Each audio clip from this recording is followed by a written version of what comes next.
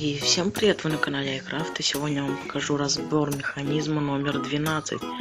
Ну, как вы помните, это была камин-ловушка. Ну, этот механизм был камин-ловушка. Но здесь я сделал такую же маленькую заготовочку. Ну, для начала сюда блок поставим, любой, какой вы хотите. Так, давайте уже подлетим. Что-то я подлететь не могу. Давайте сломаем, он нам все равно не пригодится. И вот здесь мы берем табличку. Так, где она? Табличка вот.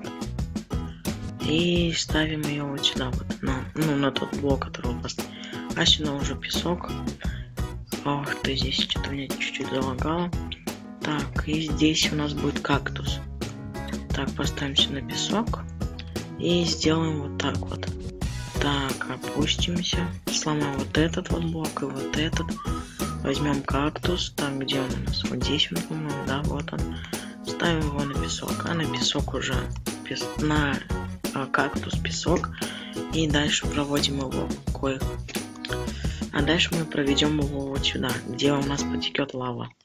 Так, давайте проведем.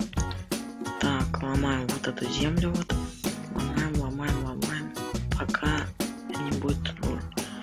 Вот, да, что докопаем мы, вроде бы так, и давайте уже копать вот сюда.